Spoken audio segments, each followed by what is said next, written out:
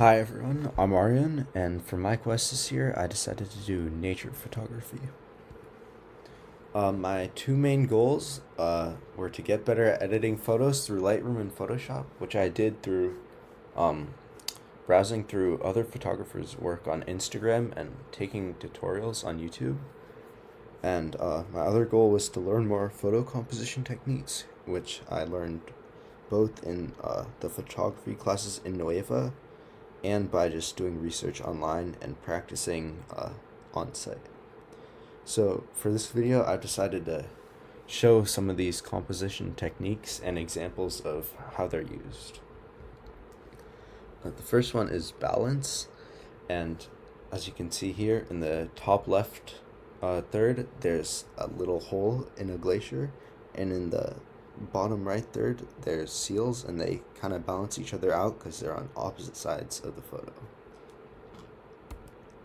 This is an example of bad balance because there's a swan in the bottom left corner, but there's nothing else in focus in the rest of the image, so it leaves it so there's just a bunch of blank area that's not being used.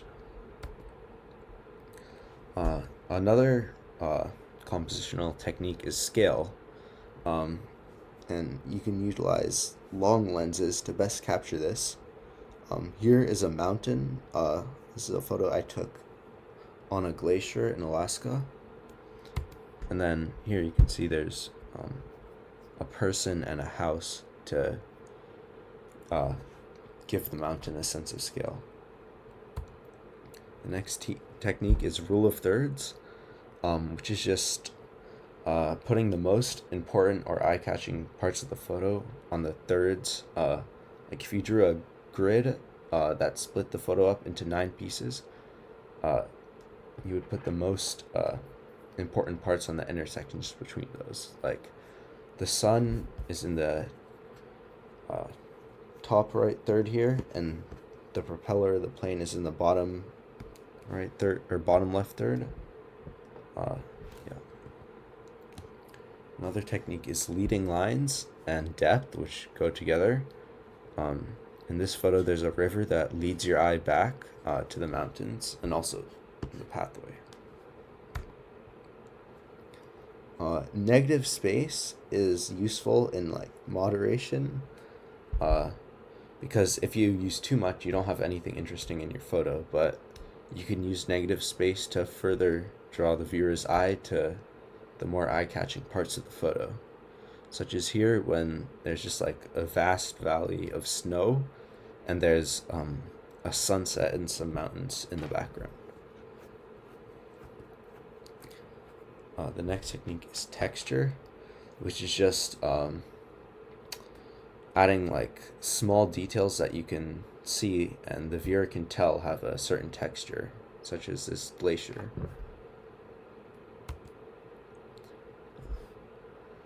You can use shapes to draw the viewer's eyes to similar parts of the photo. Like here, the top half of the photo and the bottom half of the photo are split diagonally into two sort of triangles. Juxtaposition is very hard to use, but one example of it is there's like a very wasteland type environment here, and then a person hiking up it. Layers is another technique, and it pretty much means putting like repeating elements of increasing depth in your photo. So this photo was taken at Yosemite, and it's lined up so that the mountains are increasing in depth and you can see the valley. Patterns is probably one of the easiest to use compositional techniques because it's so easy to find them. So I have two examples here.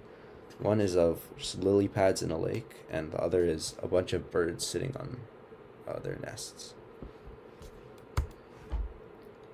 Another compositional technique is shooting based on time of day. So generally the best time of day to shoot photos is sunset because it's not a harsh lighting, but it also gives you a nice orange or pink color that goes well with a lot of photos. Uh, One of the most difficult techniques I found was trying to incorporate foreground into the photo. Um, and this often works best with portrait photos, so you can include foreground but still have an interesting background. And yeah.